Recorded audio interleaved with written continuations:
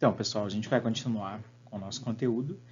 Nessa aula a gente vai falar um pouquinho de histologia vegetal, que basicamente é o estudo dos tecidos das plantas, os tecidos que são responsáveis por determinadas atividades.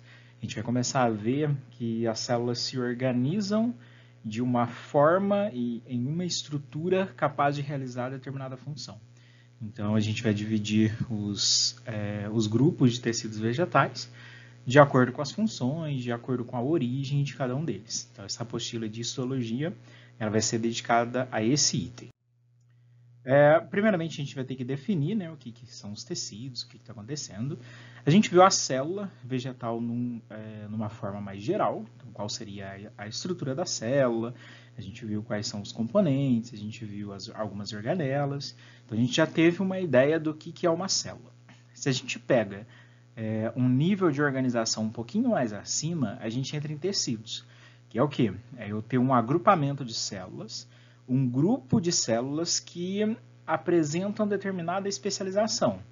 Então, elas apresentam determinada função, elas podem apresentar estrutura extremamente similar, elas acabam tendo a mesma origem, então, em questões embrionárias, o tecido que originou essas células, então a gente tem uma similaridade muito grande. Então, a origem é igual, a especialização é igual, as funções que elas desempenham são iguais. Então, desse sentido, se eu tenho esse agrupamento de células com essas características, a gente classifica um tecido. Isso tanto para grupos animais quanto para grupos vegetais. Aí. Se a gente for pegar a fase inicial de vida, então a fase inicial dos grupos de plantas, aí, a gente vai ter as sementes. A semente, basicamente, é um propágulo, ela é uma estrutura reprodutiva de grupos de plantas. E ela apresenta algumas estruturas que são base para todos os grupos de sementes, ou pelo menos para a maioria deles, que é basicamente aí, eu ter uma estrutura capaz de segurar todos os recursos, então, que seria essa estrutura aqui, que é o cotilédone, então ela é responsável aí por manter toda a reserva de nutriente para o embrião. A gente vai ter o embrião aqui embaixo, a gente consegue ver o embrião aqui.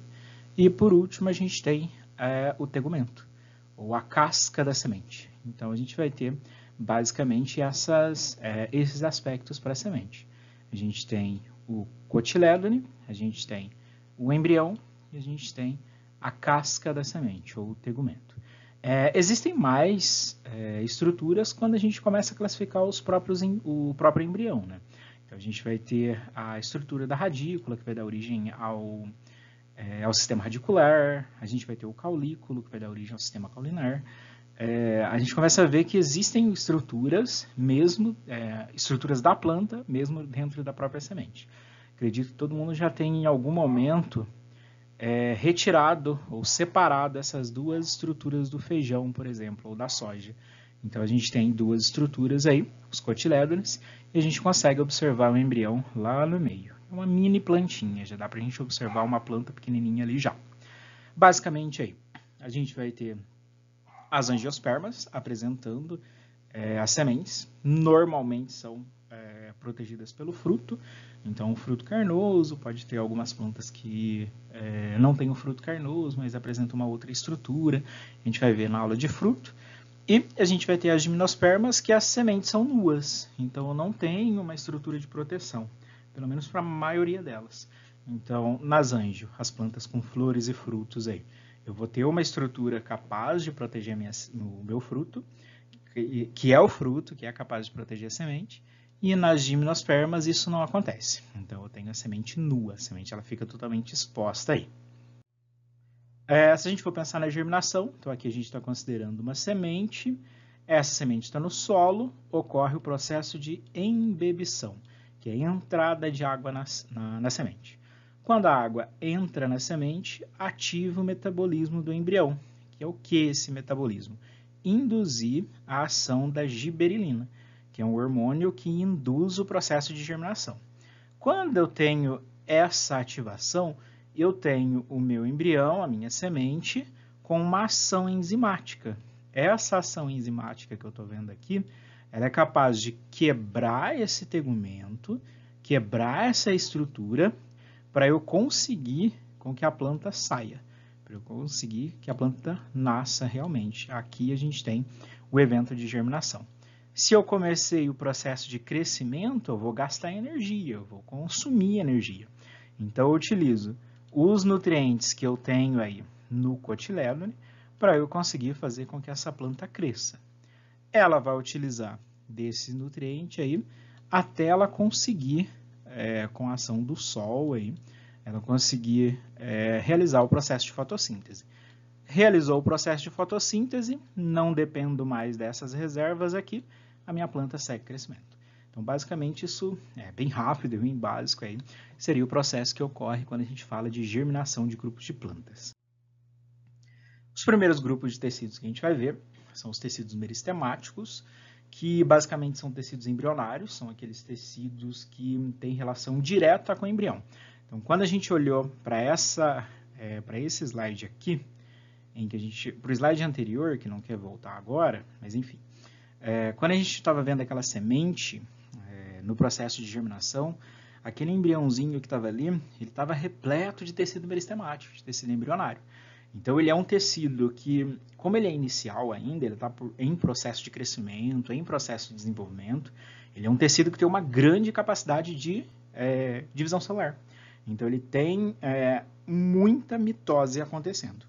Então, como é um tecido de crescimento, eu acabo tendo uma alta capacidade de divisão celular, justamente porque é uma plântula, né? É um embrião que está passando por esse processo de crescimento. E a maneira que a gente tem para crescer é divisão celular e alongamento celular. Então, eu tenho uma alta taxa de divisão. Como a minha célula são células jovens, são células embrionárias aí, elas são células de um tamanho pequeno. Então, a parede celular ainda não é tão rígida, porque ela está passando por eventos de alongamento ainda. Eu nem tenho espaço intercelular, a gente começa a ver que é um tecido que ainda está em desenvolvimento. A gente percebe que o núcleo ele tem um tamanho maior, e ele está central, basicamente porque a célula é pequena, né? Então, eu começo a perceber que quando eu tenho um alongamento, que a célula se torna adulta, essa proporção núcleo-célula, ela fica completamente diferente. Os vacúolos, eles ou não estão presentes ainda, ou se eles estão presentes, eles são muito pequenos. Quando eu passar por um evento de alongamento celular, os vacúolos começam a dominar a minha célula até se tornar um único vacúolo na célula adulta. E são esses tecidos aqui que originam os tecidos adultos, os tecidos que vão dar o suporte vegetativo e reprodutivo para os grupos de plantas aí. Para a gente pegar esses tecidos meristemáticos, a gente vai ter que pensar, a gente vai ter que dividir em dois grupos de tecidos, os que a gente chama de meristemáticos primários e os meristemáticos secundários. Os primários, eles têm origem direta com o embrião. Então, eles são aqueles tecidos que as células deles são derivadas diretamente daqueles tecidos do embrião. Então, esse a gente classifica como primário. Já o segundo, o que é o meristema secundário, o tecido meristemático secundário, já é aquele tecido que ele não tem uma relação direta com o embrião, justamente porque ele é resultado de uma desdiferenciação de um tecido já adulto. Então, a gente tem um tecido adulto que volta a entrar em um processo de divisão celular e torna-se o tecido meristemático secundário. Então, basicamente, é isso que está acontecendo. Então, o primário, diretamente ligado com o embrião, e o secundário é um tecido adulto que entra em processo de desdiferenciação. Nos tecidos primários, aí, a gente já começa a imaginar, como eles são os primeiros, né, que já tem essa ligação direta com o embrião, que eles estão ali responsáveis pelo processo de crescimento de raiz e caule, responsável para o sistema radicular e para o sistema caulinar. Basicamente, aí, se eu pegar esses tecidos e a gente começar a visualizar, se a gente visualizar esses tecidos, eles acabam tendo um formato cônico, são os tecidos que são iniciais, então a célula é pequena, o núcleo é grande, a gente vai ver isso em prática assim que a gente retornar aí. E é aquele tecido que vai dar origem aos tecidos adultos primários, aos tecidos adultos dos nossos grupos de plantas aí. Então, ela tem essa relação direta com os adultos. Se a gente olhar nessa imagem, a gente consegue ver aí o tecido embrionário, então ele vai estar aqui para a gente. Isso que a gente está vendo aqui é a gema apical. O que é isso?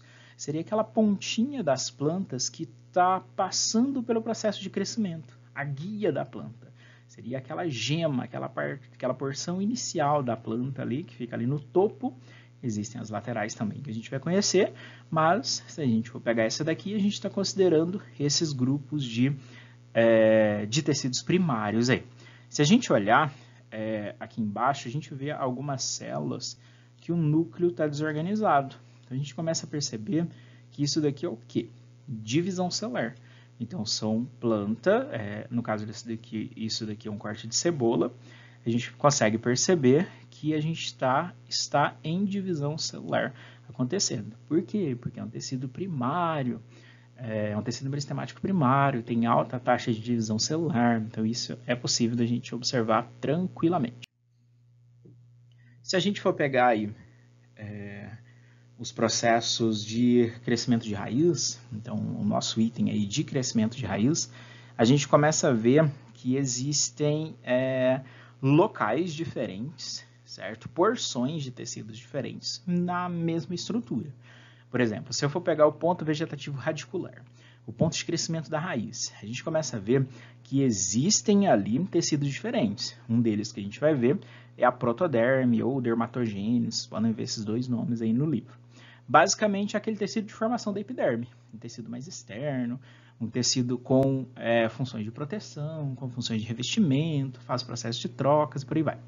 Depois disso, a gente vai ter o periblema, ou meristema fundamental, que já é responsável aí pela formação da casca, pela formação do córtex, basicamente aí o processo de proteção mais externo ainda, quando a gente está trabalhando com tecidos de proteção. Depois a gente vai ter o procâmbio, ou pleroma, que é aquele tecido que vai dar origem ao câmbio vascular. Então, é o tecido que vai dar origem a xilema e floema, que a gente vai conhecer mais adiante. Então, os dois tecidos de transporte, né? Xilema transporta água e sais, floema transporta os produtos da fotossíntese e por aí vai. E por último aí, a gente vai ter o tecido que a gente chama de caliptrinogênio, que é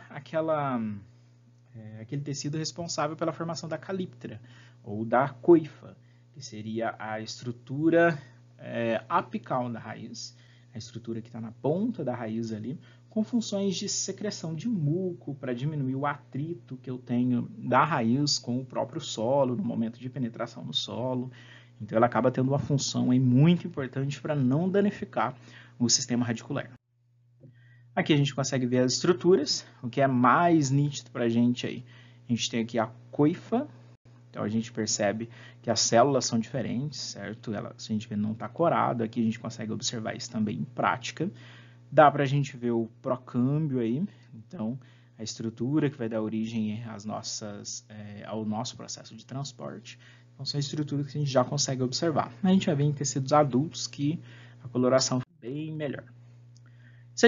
Isso a gente viu em raiz. Agora a gente vai pegar o caule para ver essa estrutura e perceber como que ela funciona. Então, o ponto vegetativo do caule aí, a gente pegar a gema apical, aquela porção inicial da minha planta aí, a gente começa a ver que ele é um pouquinho mais complexo. Ele apresenta algumas estruturas que deixam ele um pouquinho mais complexo. Primeiramente porque ele vai dar origem às folhas. Então, as folhas iniciais do processo de crescimento vão estar diretamente ligadas com a gema apical. Essa gema apical ela também apresenta funções relacionadas às gemas laterais, em questões de dominância, em questões de formação, em questões de origem. E essas células aí, elas vão estar constantemente entrando em processos de divisão celular. O que acontece aqui? Quando a gente tem os processos de crescimento, é a gema apical que atua nos eventos de orientação, nos eventos de dominância de gemas, por aí vai.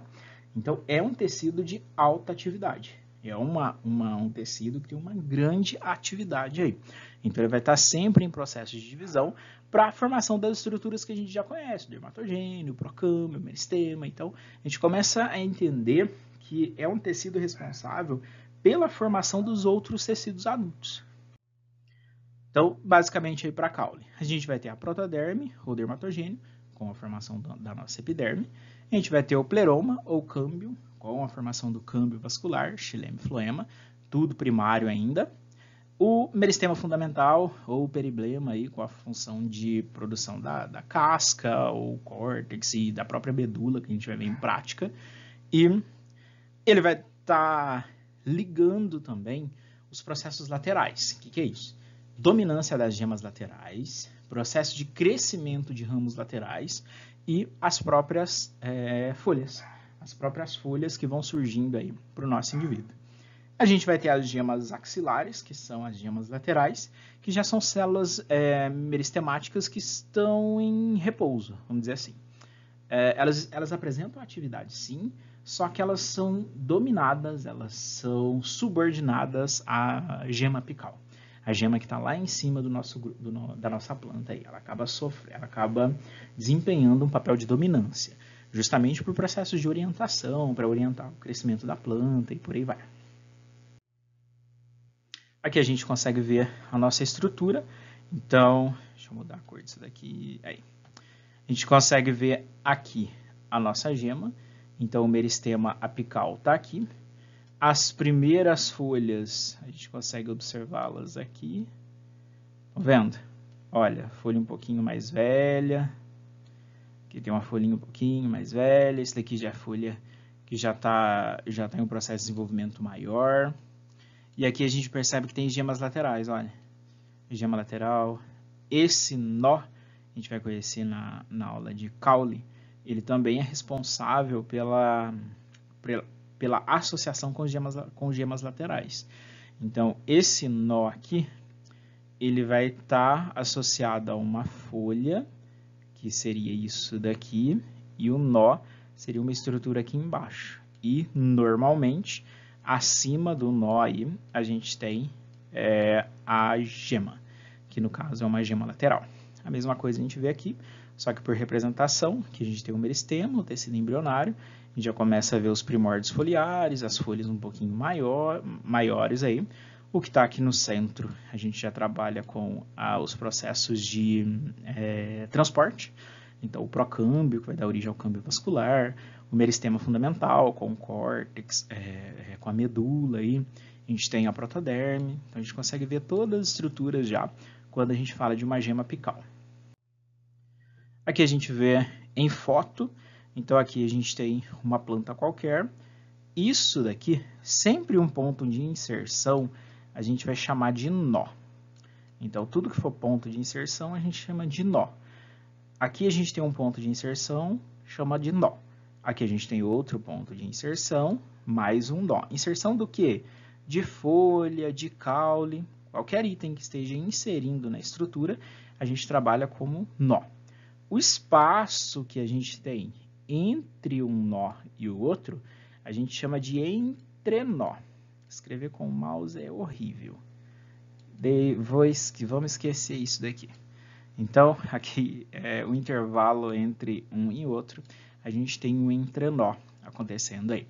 Nó, entrenó, nó. Onde as gemas estão inseridas? Sempre em um nó. Aqui a gema aqui. Então, ela sempre vai estar inserida em um nó.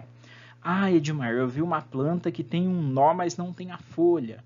Pode acontecer de eu ter um evento em que a folha caia, o galho caia, mas a gema permanece. Ela pode entrar em processo de desenvolvimento ou não. Ela pode permanecer ali e quando a planta necessitar, ela se desenvolve. Se não, ela fica ali e está tudo certo. Então, isso pode acontecer sim. Aqui a gente tem a mesma representação, só que é uma imagem de micro. A gente consegue ver os primórdios foliares, o meristema primário. Aqui a gente tem uma gema lateral. Olha, retiramos o meristema primário. A gente consegue retirar essa estrutura para pesquisa com cultura de tecido vegetal, que a gente vai conhecer mais adiante. Agora a gente vai falar de meristema secundário, dos meristemas que já têm algumas funções um pouquinho diferentes aí. Eles são responsáveis pelo processo de crescimento secundário. Até então, a gente estava falando de crescimento primário. O que é crescimento primário? É minha planta crescer basicamente em altura. Em termos gerais, eu estou crescendo em altura. Quando eu falo de um tecido secundário, eu tenho processos de crescimento lateral, eu tenho processos de crescimento de diâmetro, de espessura, principalmente aí quando a gente observa caule e raiz. Então, a gente começa a perceber que a gente tem uma taxa de crescimento lateral muito grande. A gente vai começar a observar que os grupos de plantas eles estão separados, em uma forma inicial, pelo menos, de acordo com características de transporte. Transporte de água, transporte de glicose. Por exemplo, se a gente pensar em briófita, briófitas são grupos de plantas que não apresentam câmbio vascular. Então, quer dizer que ela não tem um tecido responsável por transporte. Quando a gente passa para a pteridófita, ela apresenta, só que é um tecido primário. Ué, se é um tecido primário, quer dizer então que a minha pteridófita, a minha samambaia, não cresce em diâmetro? Exatamente. Então, não tem o crescimento lateral para esses grupos. Então, isso não vai acontecer. Uma samambaia não vai ter engrossamento de caule. Isso não acontece para esses indivíduos. Não vai aumentar a espessura do caule. Isso não vai acontecer. Só vai acontecer quando eu tenho um meristema secundário, um câmbio vascular secundário. Que quem vai apresentar isso já é o nosso próximo grupo, que é gimnospermas. Ela sim tem um evento de crescimento lateral, de crescimento em diâmetro. Porque esse meristema secundário, ele vai estar relacionado com o primário, que vai se diferenciar em um outro tecido, que vai produzir novos tecidos, que são os secundários. Nesse caso agora, eu começo a ter um novo tecido originário do meu primário que está relacionado com o crescimento em diâmetro. Então, por exemplo, se a gente olhar o filogênio, o câmbio vascular, que são esses tecidos iniciais, aí, a gente começa a ver que a partir dele, que são os nossos tecidos secundários, a gente começa a ver que eles estão relacionados com todo o processo de crescimento lateral. São derivados diretamente de tecido primário, estão relacionados com o processo de crescimento em espessura dos grupos de plantas aí. O filogênio é o primeiro que a gente vai trabalhar. Ele vai estar surgindo aí na região da casca, tanto para caule quanto para raiz. Ele vai ter toda a sua ligação, todo o seu processo de diferenciação aí. A gente vai estar relacionando com eventos de proteção. Então, vocês podem ver o termo suber ou termo cortiça, que é um termo para conceituar aí essa parte externa, certo? Essa parte que faz o processo de proteção dos grupos de plantas. E o próprio câmbio vascular secundário, que vai dar origem a xilema e floema secundário. Então, os tecidos que são responsáveis em caule e raiz para os processos de transporte. Pense assim, se eu tenho a pteridófita, ela tem um tamanho reduzido e uma massa corpórea pequena. Então, é uma planta pequena. Para um processo de transporte, ela não tem um caminho tão longo para transportar. A água não tem um caminho tão longo para percorrer. Um tecido primário, ele seria suficiente para suprir essa planta. Ela pode crescer muito?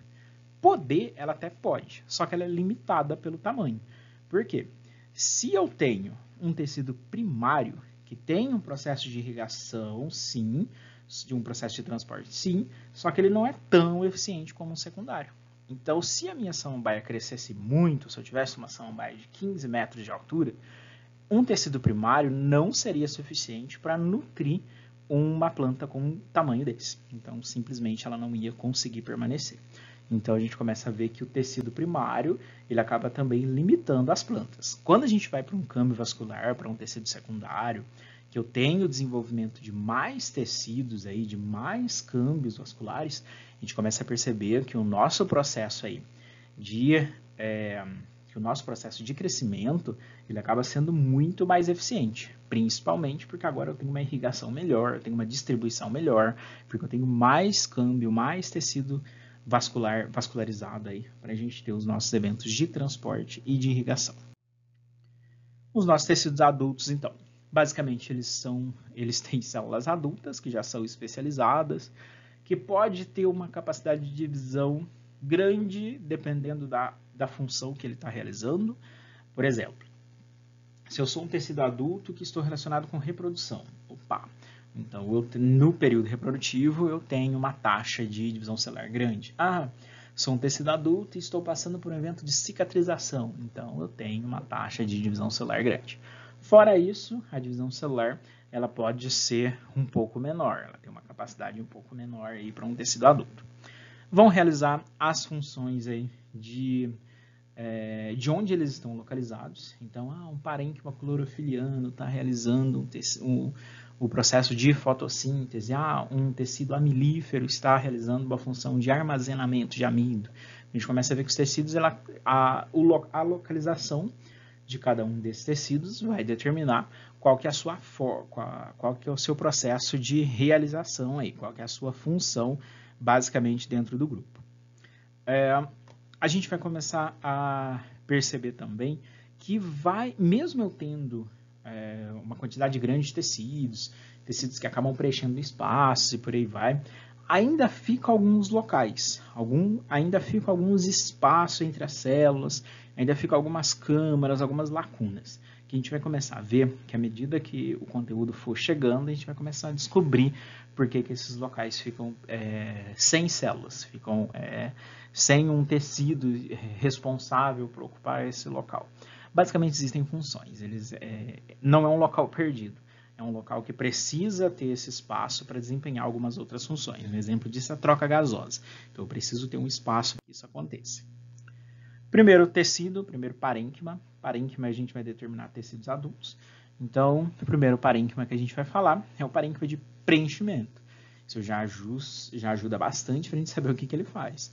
Então, basicamente, os espaços internos aí, esse tecido consegue preencher.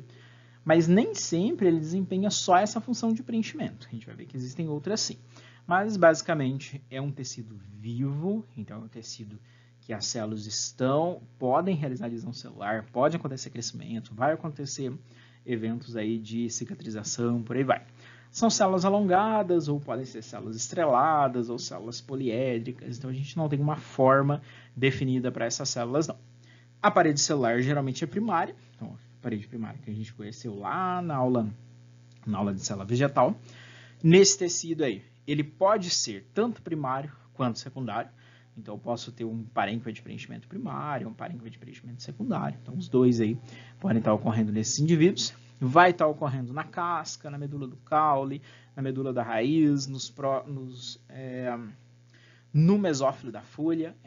Se eu falo mesófilo da folha, eu quero que vocês pensem aí que a gente vai pegar uma folha, certo? Aí a gente vai colocar a folha retinha em cima da mesa. Aí a gente tem o lado de cima, que vocês estão vendo, e o lado de baixo, que tem em contato com a mesa. Se a gente pegar uma faca e cortar essa folha aí, e a gente olhar pelas laterais desse corte, certo? O que a gente consegue ver? A gente consegue ver o mesófilo, que é o quê? É o espaço que eu tenho entre o lado de cima da folha e o lado de baixo da folha. Então, eu vou ter esse tecido ocorrendo nesse local, nesse intervalo aí. A gente vai ter o parênquima clorofiliano, ou o colênquima, tá errado aí, depois a gente muda, que basicamente aí é um tecido que está relacionado com o interior da folha e está em ação de fotossíntese a todo momento. Nem todo momento, porque existem plantas que não fazem fotossíntese a todo momento, mas é um tecido que tem uma relação direta com fotossíntese. Então, é um tecido com células fotossintetizantes, basicamente.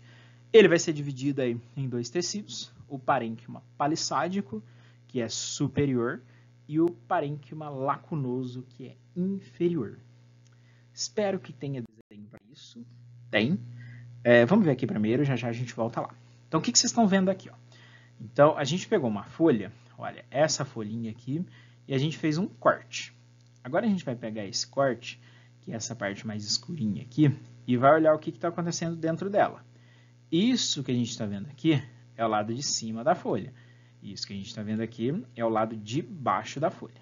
Beleza. Esse que está aqui, a gente chama de parênquima palissádico. Qual que é a característica dele? As células, se a gente notar, são todas bem alinhadas. Então, a gente vê que não tem espaço entre as células. Olha, todas alinhadinhas, a gente consegue ver certinho. Ó. Todas elas alinhadas, uma do ladinho da outra, muito certinho. Então, isso é característica do parênquima palissádico. Se a gente for olhar o parênquima lacunoso, deixa eu mudar a cor aqui, olha o tanto de espaço que não tem nada. Olha, não tem nada aqui, ó. Tem espaço vago. Está cheio de lacunas. É um tecido que eu tenho muito espaço.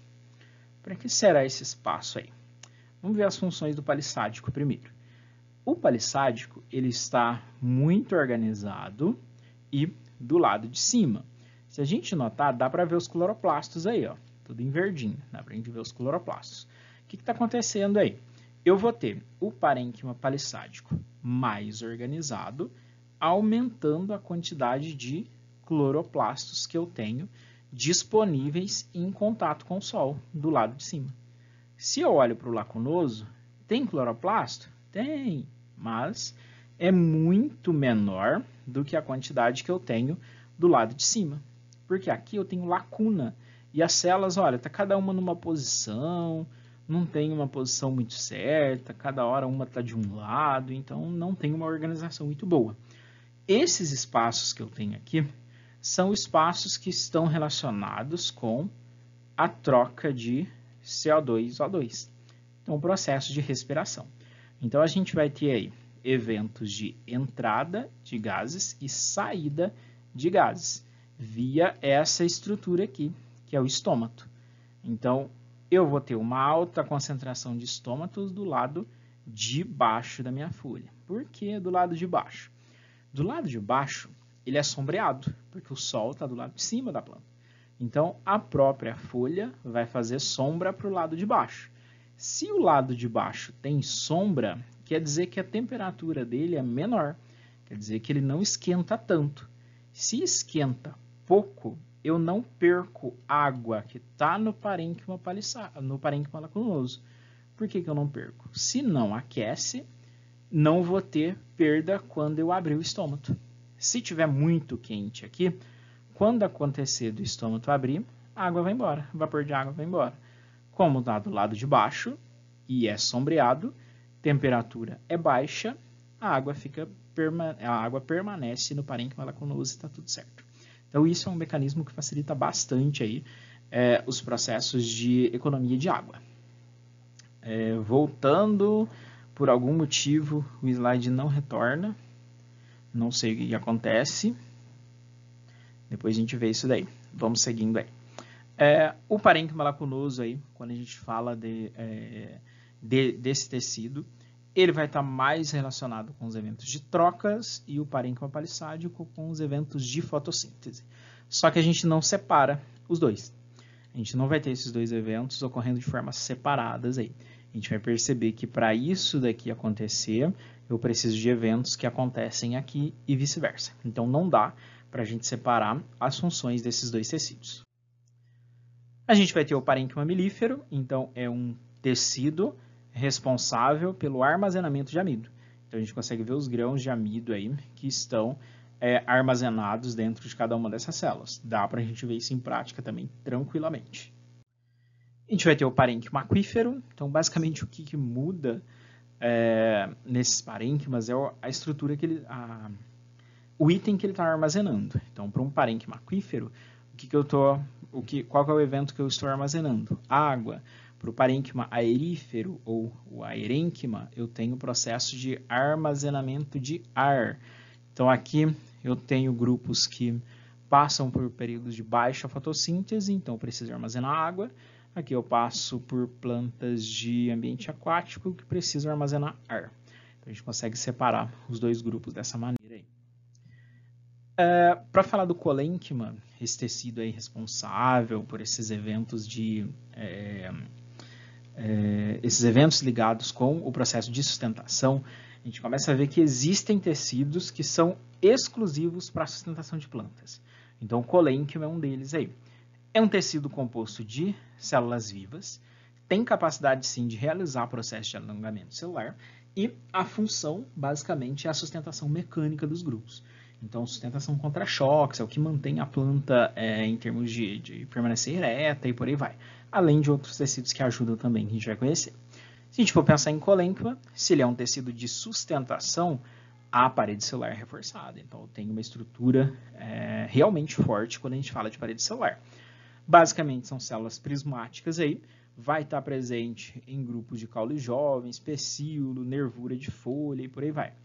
Raramente está presente em raiz aí, a gente vai ter outros tecidos relacionados aí com eventos de sustentação de raiz.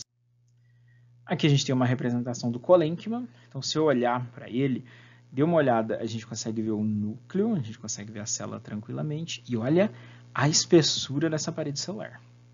Então, a gente começa a ver que a parede celular ela é muito espessa para garantir uma resistência muito grande aí para esse tecido. A gente vai ter um próximo tecido, que seria o esclerênquima, que também está relacionado com a sustentação mecânica, aí, só que ele tem uma diferença. Ele é composto por célula morta. Então, eu vou ter um tecido com célula morta responsável por sustentação mecânica dos grupos de plantas. Basicamente, aí, eu tenho um tecido repleto de lignina, então eu tenho um componente de alta função de sustentação relacionado com esses indivíduos. O que eu vou ter aí? Eu vou ter agora para esse organismo um alto evento de sustentação, justamente porque eu tenho uma célula morta, uma parede celular extremamente rígida. Foto, bem. Então, olha isso daqui. A gente consegue ver o núcleo da célula aqui, certo? E tudo isso que vocês estão vendo é parede celular. Então, eu tenho uma quantidade muito grande de parede. Olha isso. A célula é pequenininha, o lúmen, a parte interna. Quando vocês verem lúmen, eu estou falando da parte interna de alguma estrutura. O lúmen do estômago, o lúmen da célula, seria a parte interna da estrutura que a gente vai falando. Então, aqui a gente tem o lúmen da célula. E tudo isso que vocês estão vendo aqui é a parede celular, que é muito maior do que o colênquima que a gente viu ali atrás. Aqui a gente tem um resuminho para vocês identificarem onde estão cada um dos tecidos aí. Então, a gente pega os meristemas apicais, então depois vocês podem dar uma olhadinha nisso daí. Todos que a gente viu estão aqui. Tem algum que a gente não viu? Não. Tá tudo aí.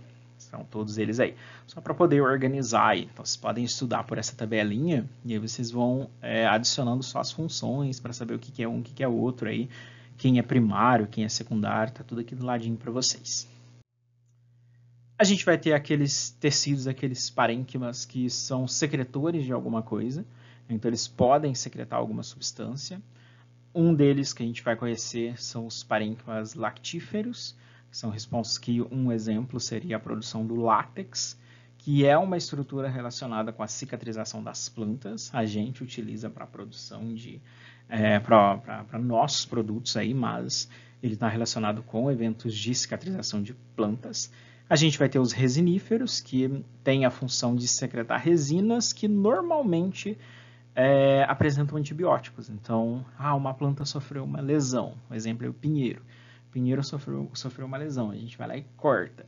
O primeiro evento que a gente tem é parênquima resinífero, secretando resina para que o antibiótico que está presente ali impeça o crescimento de patógeno, impeça o crescimento de micro-organismo, de fungo, que pode eliminar ali a minha planta, que pode causar uma doença para a minha planta aí. Então, isso é algo bem bacana para essas plantas.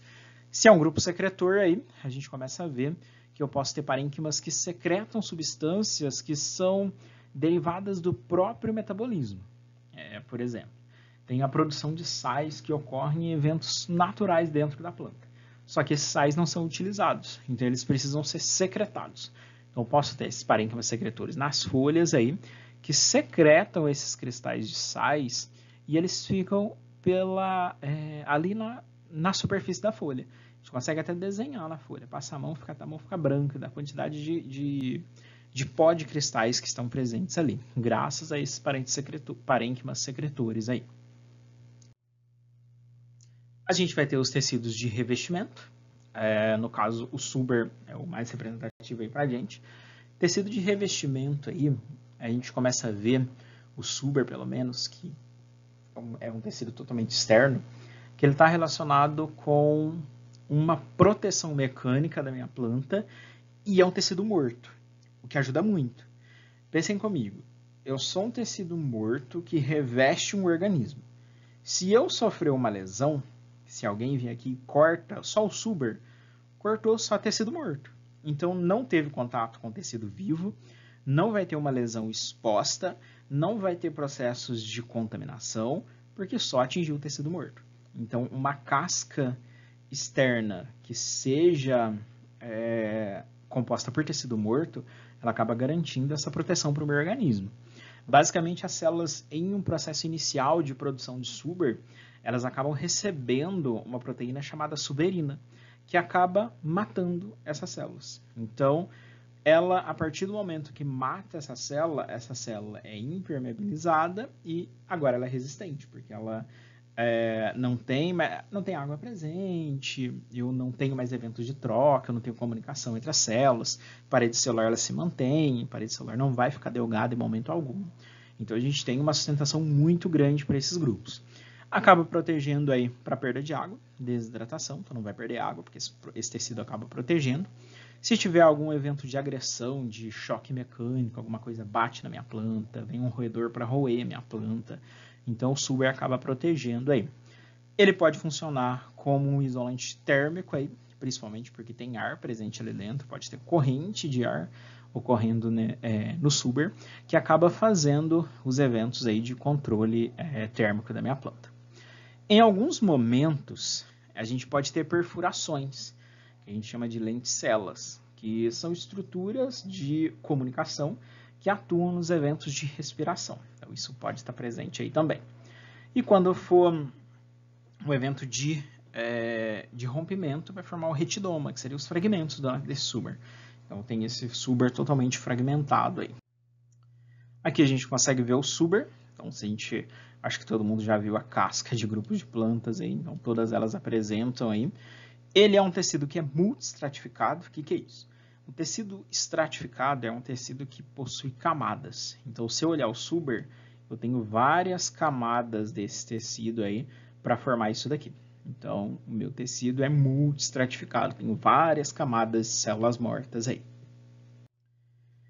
A gente vai ter os tecidos de transporte, que é o que a gente vai falar muito esse semestre aí, que no caso é xilema e floema. Então, são os dois tecidos aí que atuam no processo de transporte de água e sais e transporte de glicose. Em termos de valor biológico, a aquisição, quando surgiu o câmbio vascular na história evolutiva dos grupos de plantas, foi uma conquista gigantesca, porque até então a gente era totalmente limitado ao ambiente aquático. Por exemplo, vamos pensar em briófita. Briófita não tem um tecido responsável pelo evento de transporte de água e sais, nem de glicose. Então, todo o seu processo de transporte tem que ocorrer por difusão, célula por célula. Então, se eu for uma planta grande, eu não consigo realizar, porque eu não consigo ter esses eventos de difusão ocorrendo em grandes escalas. Então, isso não vai dar certo, não vai funcionar mesmo. Eu precisava de um tecido que fosse responsável exclusivamente para transporte. Então, briófita ficou limitada. Pteridófita veio com um câmbio vascular primário, já foi uma conquista gigantesca, mas só oferece crescimento em tamanho, não oferece crescimento em diâmetro. Então, eu ainda estou um pouquinho limitado em questões de tamanho. Quando chegou o câmbio vascular secundário, aí a gente pode crescer lateralmente, aí as plantas dominaram. E aí a gente começa a ver que se eu tenho crescimento em altura e diâmetro, a gente tem eventos de transporte, eventos de irrigação muito mais funcionais do que aqueles grupos de briófitas ou pteridófitas. A gente pode chamar essas plantas também de traqueófitas, então plantas que apresentam traqueias para os eventos de transporte, que basicamente é xilema e floema, então é a condução de seiva. Seiva bruta, água e sais, xilema. Seiva elaborada, produtos de fotossíntese, açúcares, ligado com floema. Basicamente, se a gente for definir xilema e floema, são os tecidos de condução, ponto. Então, são os tecidos que estão relacionados com o sistema vascular da minha planta, que são responsáveis pelos eventos de transporte, de distribuição das substâncias, da água, da glicose, por aí vai, ao longo do vegetal, ao longo da minha planta aí. Então, todo o processo de transporte, de distribuição, está relacionado com esses dois tecidos. Quando a gente considera uma planta jovem aí, essa estrutura primária, ela vai ter origem no procâmbio, certo? Ali a gente vai ter os nossos eventos de crescimento, em que se eu olhar, fazer um corte desse meu indivíduo, a gente vai ver que o floema ele vai estar externamente ao corte e o xilema internamente ao corte. Quando a gente fala de plantas que estão em processo de crescimento secundário, a gente começa a ver que a distribuição vai mudar um pouquinho, mas floema e xilema agora são derivados dos primários e começam a crescer de forma lateral, de crescimento em diâmetro aí. Se a gente olhar aqui, a gente vê alguns tipos de feixes do câmbio vascular. Isso daqui é monocotiledônia, a gente vai conhecer esses grupos ainda. Se a gente olhar, a gente consegue ver o câmbio vascular, então a gente vê os câmbios todos associados aí, a gente vai separar isso já já. Então, basicamente, eu tenho várias formas, olha, tudo lateralmente, eu tenho disperso no meu indivíduo, tenho lateralmente, então a gente consegue ver que eles apresentam posições diferentes aí do câmbio vascular. O que ocorre, em termos gerais, quando a gente fala de transporte? O que eu tenho aí? Eu tenho o xilema sendo responsável de pegar água e sais que estão aqui na raiz e levar para a folha, que é onde vai ocorrer o evento de fotossíntese. Como aqui eu tenho ação direta com o sol, o que a gente vai ter? O nosso evento de fotossíntese e tudo que foi produzido na minha folha a partir da fotossíntese é mandado via floema. Então, vamos pegar essa folha aqui, que essa não tem a representação. Vamos pensar que essa folha aqui, ela realizou o evento de fotossíntese. O que acontece agora? O açúcar tem que descer. Descer para onde? Para distribuir para os outros locais e para a raiz. Eu preciso de açúcar na raiz para manter a minha raiz viva também. Então, eu vou ter aí o xilema levando água e sais para ir distribuindo, e o floema trazendo o produto da fotossíntese e distribuindo também. Basicamente, o xilema aí, vocês podem ver o termo lenho também. O procâmbio vai dar origem ao xilema primário, o câmbio vai dar origem ao xilema secundário. Vai estar responsável pela condução de seiva bruta, então seria água e nutrientes. E nutrientes que eu falo, sais no geral. Ele vai estar constituído aí, olha isso. Eu tenho o meu xilema constituído de célula morta. E eu tenho uma alta sustentação desse indivíduo. Por quê? O meu xilema, o próprio câmbio vascular aí, ele acaba atuando como um tecido de sustentação. Ele acaba fornecendo sustentação também para os nossos grupos de plantas. Normalmente tem ação interna, então ele está posicionado internamente. A gente vai ver que tem algumas variações aí. O xilema, ele não é uma estrutura só. Eu posso ter vários outros tipos de vasos que são classificados aí como xilema, que estão relacionados no processo de transporte de seiva bruta.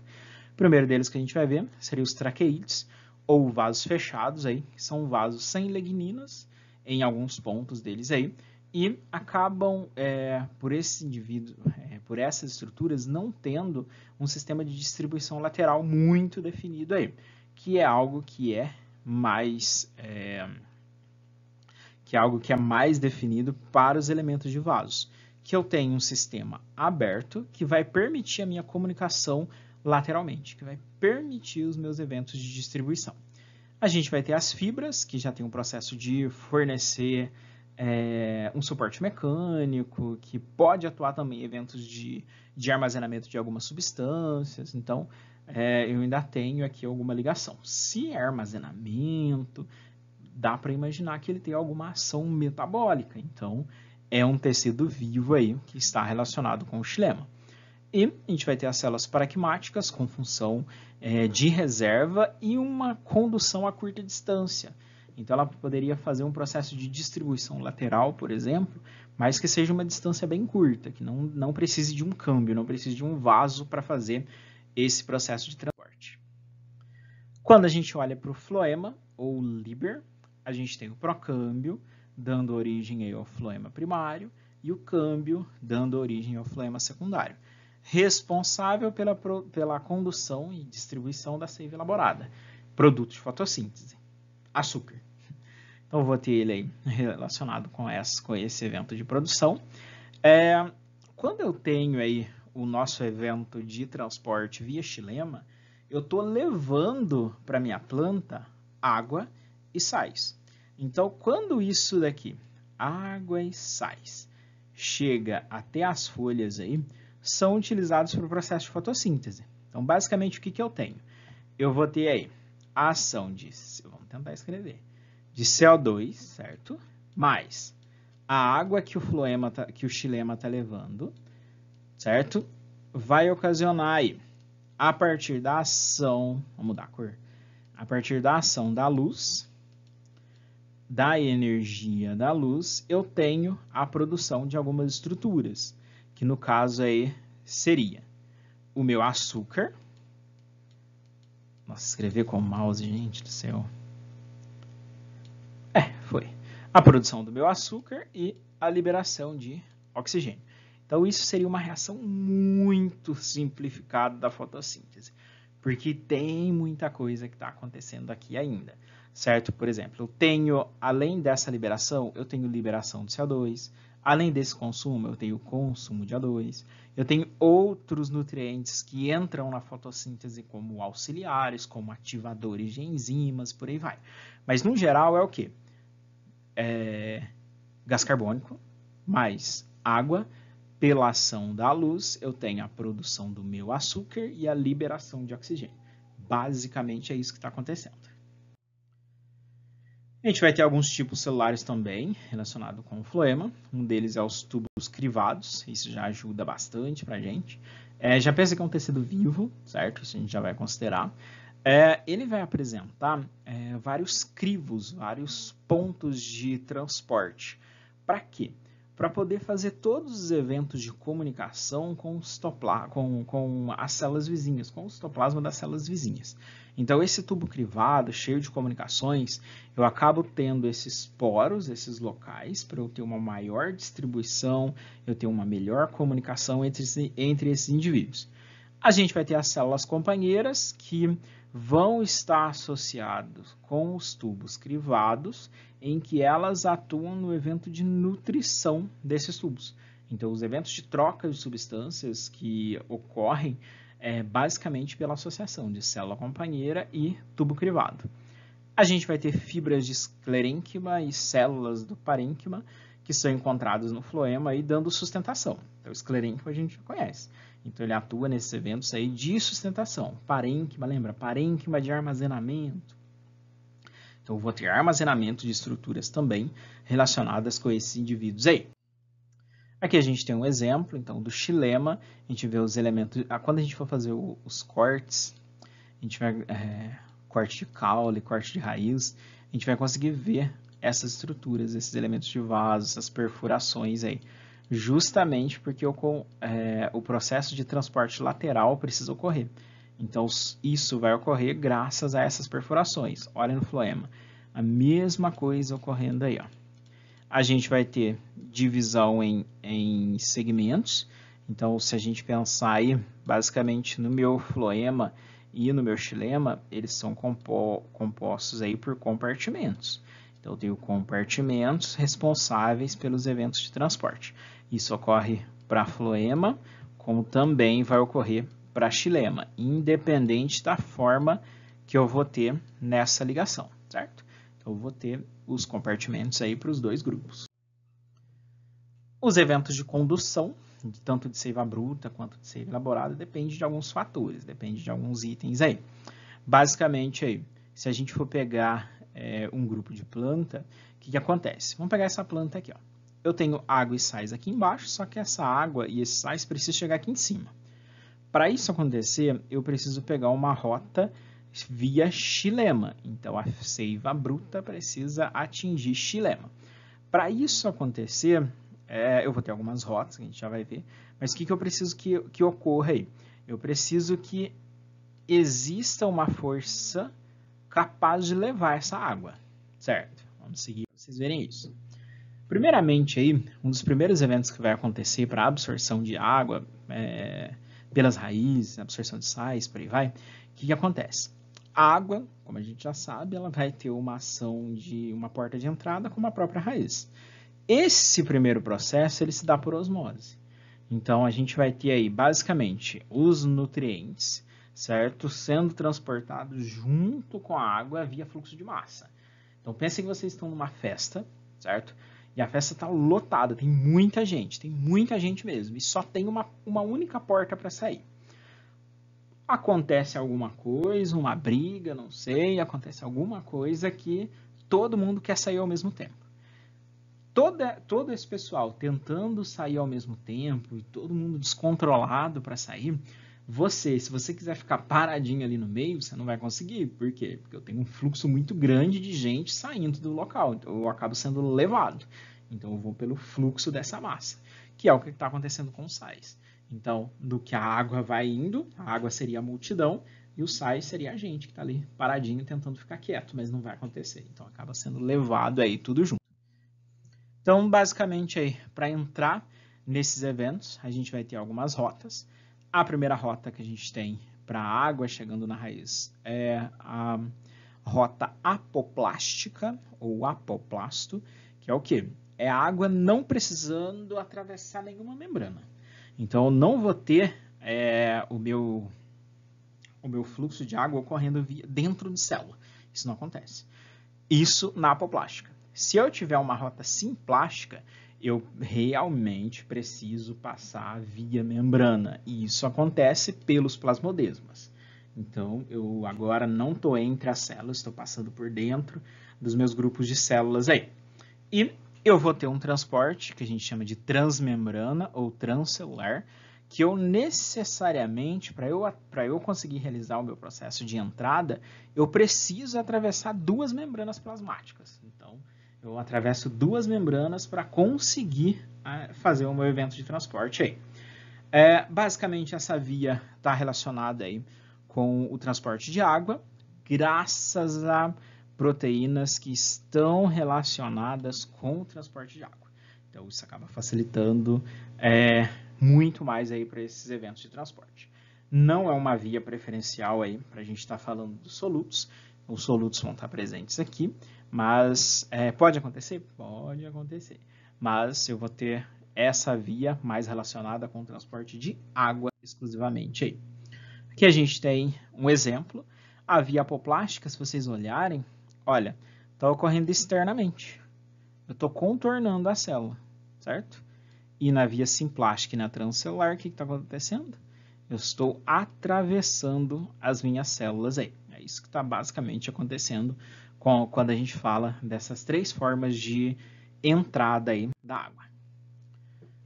Para a condução da seiva bruta. Então, a gente vai ter o nosso vaso condutor, que é o xilema, só que ele precisa de uma força acontecendo para que essa água se movimente. Basicamente, aí, eu vou ter uma sucção. De onde que veio essa sucção aí? Pensem nessa planta, certo? O sol está quente e a minha planta evapotranspira. Então, ela tem evaporação e transpiração. Seria basicamente o quê? Se a água sai, seria como se alguém estivesse sugando essa planta. Então, a água está saindo, ela está sendo sugada. Esse processo de sucção gera uma pressão negativa dentro do xilema. Então, basicamente, a água sai, gera uma sucção que leva a água da raiz para o xilema. E aí eu tenho um evento de transporte. Então, eu preciso dessa força negativa. Então, basicamente, aí eu perco água por transpiração para conseguir absorver água pela raiz. Então, isso vai garantir o meu evento de transporte. A gente tem as ligações das moléculas de água, são ligações realmente fortes aí, que são as pontes de hidrogênio. Mas se vocês pensarem, por exemplo, pensem num copo que vocês estão enchendo de água. Vocês estão enchendo, enchendo, enchendo. Quando vocês encherem esse copo, se vocês continuarem gotejando água, vocês vão reparar o quê? Que a água vai conseguir ficar acima da linha limite do copo sem derramar. Isso é a tensão. Isso é a força que está sendo, que essas ligações apresentam aí. Então, o que acontece? Como eu tenho essa ligação, essa força, ela também ajuda no meu evento de transporte, nessa subida da coluna d'água aí.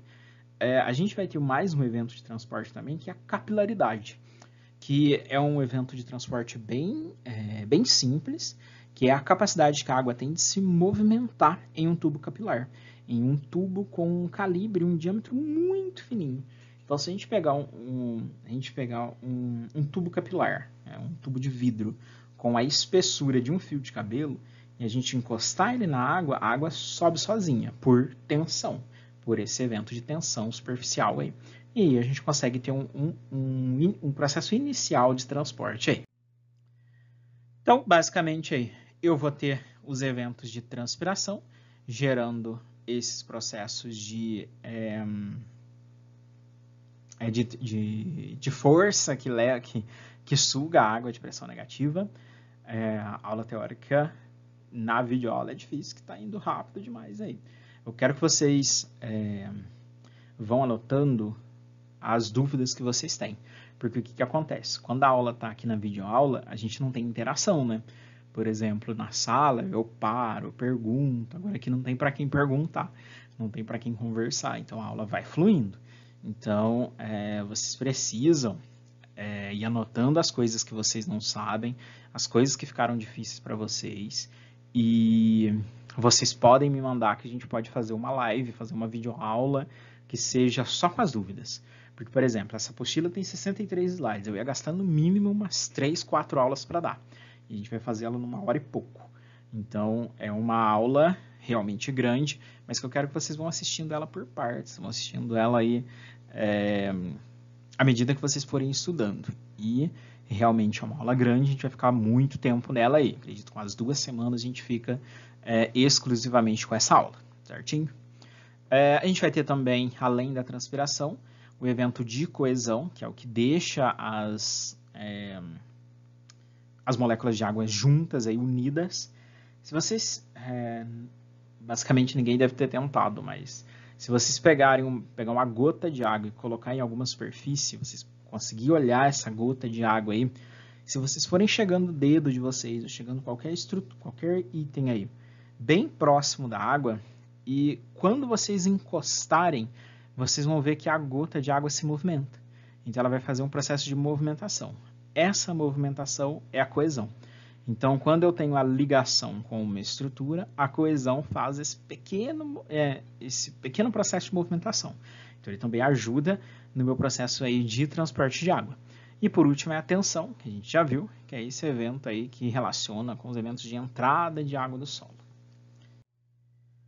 A gente vai ter eventos também relacionados com a água, que seria a gutação e a sudação, ou a sudação, que basicamente é o processo de liberação da água pela folha, que pode ser um acúmulo da água, certo? Que estava presente no solo, a partir de alta umidade aí, em que eu tenho o estômago fechado e eu acabo liberando essa água de alguma maneira. Então, o que está acontecendo aí? Eu tenho uma liberação desse excesso de água, certo? Quando a gente fala de condução da seiva elaborada, basicamente tudo aquilo que foi produzido pelo parênquima clorofiliano, pelo parênquima palissádico, elas precisam ser transportadas de alguma maneira. Então pense assim, eu tenho um vaso que é responsável por esse meu processo de transporte. Basicamente, o que acontece com ele? O que a gente tem aqui? Ó? A gente está vendo o nosso xilema e a gente está vendo o floema aqui. Quando eu tenho um processo de movimentação, quando a gente tem um processo de movimentação da água aí, a glicose ela se movimenta junto com a água. Então eu vou ter aí, obviamente que a gravidade me ajuda, porque agora eu tenho que mandar isso para baixo. Eu não preciso mais daquela força negativa dentro do floema. Isso não existe. Dentro do xilema, sim, mas dentro do floema seria mais a pressão. Então seria mais essa ação da pressão que está levando essa água para baixo. A gente vai ter eventos aí em que eu tenho passagens do mais concentrado para o menos concentrado. Então, eu estou em um evento de difusão aí ocorrendo para esses indivíduos para eu conseguir fazer esse processo de transporte aí.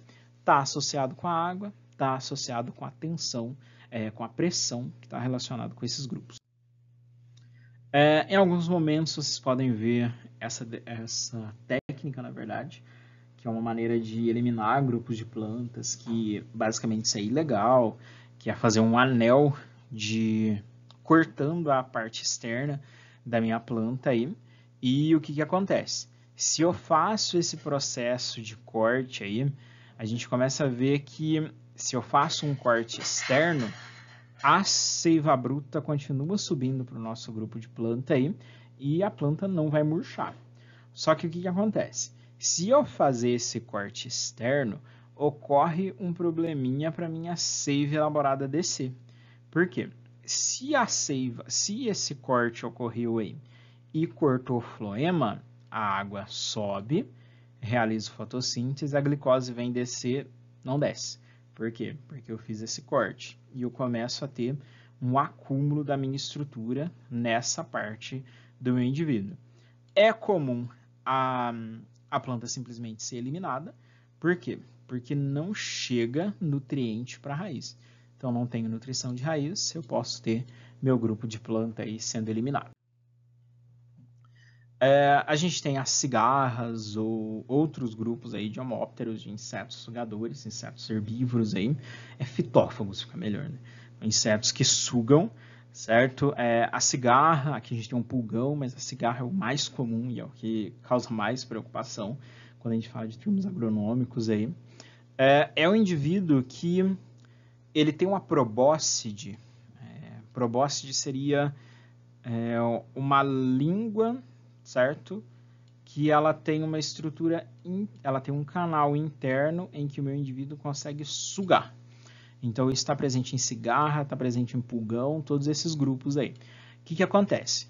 Eu tenho esse inseto sugando a seiva elaborada, o açúcar do café, das plantas, por aí vai. Só que o que acontece com esse açúcar? Ele vai vir para o intestino desse inseto. Só que o intestino desse grupinho de inseto aí, ele não é tão eficiente assim para o processo de absorção. O que acontece? A seiva vem, certo? Passa pelo intestino do meu indivíduo, ele suga o máximo de açúcar que ele consegue e elimina. Então, ele não consegue armazenar para poder absorver o açúcar depois. Não consegue realizar esse evento. Então, quando a gente passa debaixo de uma árvore e a gente vê essas gotículas caindo das cigarras que estão ali em cima, isso não é xixi, isso não é urina, isso é açúcar.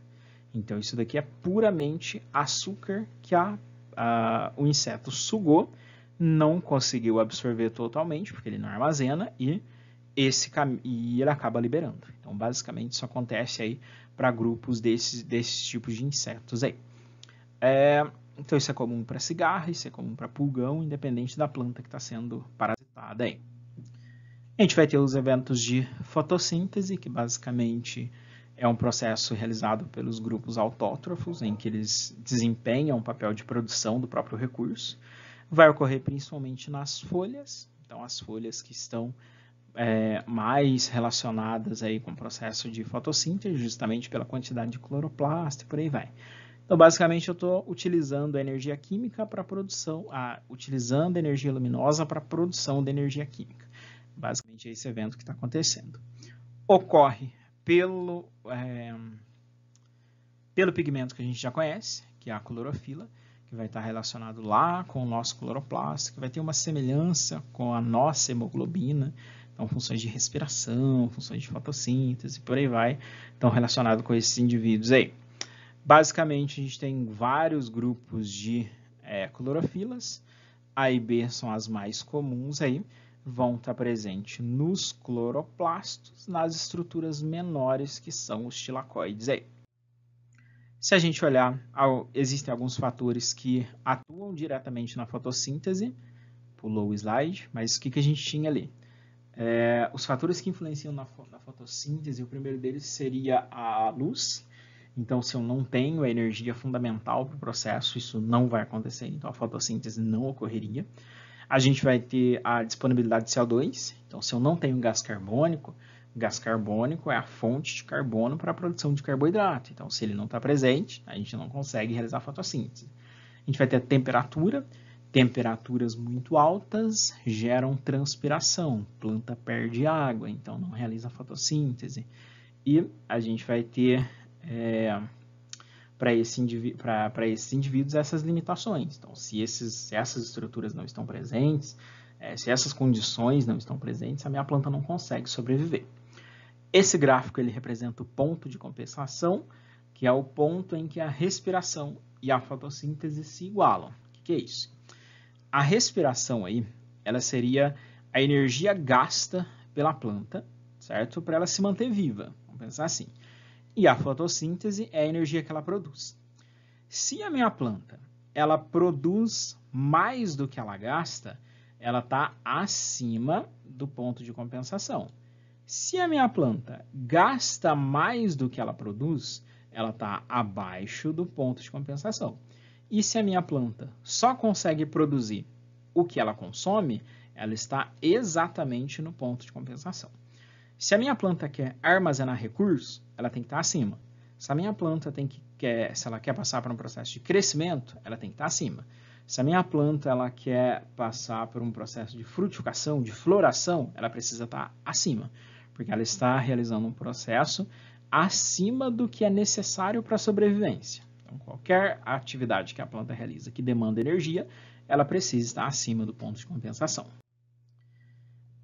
A gente vai ter grupos diferentes de plantas, que a gente chama de planta de sol, planta de sombra, que basicamente está relacionado com o tipo de planta que a gente tem. De formas gerais, a gente vai ter as heliófitas, são plantas que precisam de muita luz solar, que têm um alto ponto de compensação, que tem uma atividade metabólica muito grande, então elas têm um gasto energético muito grande. E os grupos de plantas, a gente chama de umbrófitas, que já demandam uma quantidade baixa de luz, porque o ponto de compensação é baixo, a taxa de fotossíntese é baixa e por aí vai. A gente tem algumas estruturas que são anexos das nossas plantas aí, que estão relacionados com eventos complementares. O estômato é um deles, então eu tenho uma estrutura aí que basicamente são células epidérmicas aí que apresentam a função do estômato. Vocês podem ver que elas têm formato riniforme, formato de rim, de grão de feijão, por aí vai. Basicamente, aí são células responsáveis pela troca gasosa, através do ostíolo, que é a abertura dessas células aí. Nesse evento de trocas gasosas, também pode ocorrer transpiração, que é perder água, e isso a planta não quer de jeito nenhum. Mas a gente tem alguns mecanismos para evitar esse evento. Aqui a gente tem alguns estômatos, a gente vai ver isso em prática também. Então, isso daqui seria o ostíolo, a abertura. A gente tem as duas células guardas aqui e as células acessórias. Olha o tanto de cloroplasto que tem aqui dentro. Aqui a gente vê o ostíolo, tá aberto, as células riniformes aí. Olha a quantidade de formatos diferentes que a gente tem para estômatos aí. A gente vai ter os pelos aí. A gente pode ver o termo tricoma também, acho que deve estar aqui também. Que basicamente são pelos relacionados com algumas funções. Então, a gente vai ter os absorventes, que aí a gente já imagina que está relacionado com as raízes, que tem a função de aumentar a superfície de contato com o solo. Então, se eu aumento a superfície de contato com o solo, eu aumento o potencial de absorção da minha planta. A gente vai ter os pelos secretores, que são responsáveis por secretar alguma estrutura, pode ser algo relacionado com odor, com cheiro, para atrair polinizador, para atrair dispersor, ou para ser algo para repelir, então as substâncias urticantes, que a urtiga é um exemplo dela, que tem pelos que acabam secretando aí algumas toxinas, pelos secretores de néctar, de enzima digestiva, então a gente tem várias funções aí quando a gente fala de pelos secretores. Aqui a gente tem alguns exemplos, isso daqui está mais relacionado com, isso daqui seria os pelos urticantes, olha, então eu tenho os pelinhos aí, consegue ver as gotículas aqui em cima? Então, dá para ver as gotículas de toxina ali. Aqui a gente tem plantas carnívoras que utilizam desses pelos e na pontinha de cada um deles tem cola. Quando o inseto encosta, ele é preso, olha a cola esticando aqui, ó. O bicho está querendo fugir e ele não consegue. Então, quando ele é capturado, essa folha se enrola e eu tenho um evento digestivo acontecendo. A mesma coisa aqui. A gente vai ter os hidatódios aí, que estão relacionados aí com o evento de gutação, que a gente viu lá atrás, que é essa liberação do evento, que é a liberação do excesso de água. Não é transpiração, transpiração ocorre via estômato, certo? E estômato também, o processo de liberação de água é na forma gasosa. O hidatódio aí, ele tem um processo de liberação da água na forma líquida e é sempre nas extremidades da folha aí. Então vai estar relacionado sempre com a borda da folha, coisa que não tem nenhuma ligação com os estômatos propriamente dito. A gente vai ter também os acúlios, que já são algumas estruturas rígidas aí que estão relacionadas com a defesa do indivíduo, só que tem um errinho aí. Por exemplo, a gente acaba confundindo espinho com acúlio. Espinho, ele precisa ter câmbio vascular. O acúlio não. O acúlio, ele é só ele tem um processo de destaque muito fácil. Por exemplo, se a gente pegar uma roseira, se vocês irem lá e fazer uma força sobre aquele espinho da roseira, ele simplesmente se solta muito fácil. Por quê? Porque ele não tem câmbio vascular. Agora, se a gente for lá no limão, lá no limoeiro, e tentar quebrar aquele espinho, a gente vai sofrer para quebrar. Por quê? Porque tem câmbio vascular, tem tecido morto, que é o xilema, então existem esses tecidos de sustentação ali. Então, a diferença de acúlio para espinho é isso. O acúlio não tem câmbio vascular, o espinho tem. Então, aqui a gente tem exemplos de acúlio. Então, se a gente olhar aqui, olha o destaque. Eu destaquei aí e não tem câmbio vascular. Mesma coisa para cladódio aí, para caule de cacto. Então, se a gente vem aqui, a gente consegue destacar essas estruturas e não são espinhos porque não tem câmbio vascular em nenhum momento. Bem, gente, essa foi a aula, certo? Dúvidas, mandem no grupo, joguem lá no WhatsApp para a gente poder fazer uma videoaula ou uma live só com as dúvidas de vocês aí para facilitar bastante, certinho? Qualquer dúvida aí vocês podem me mandar. Tchau, tchau, gente!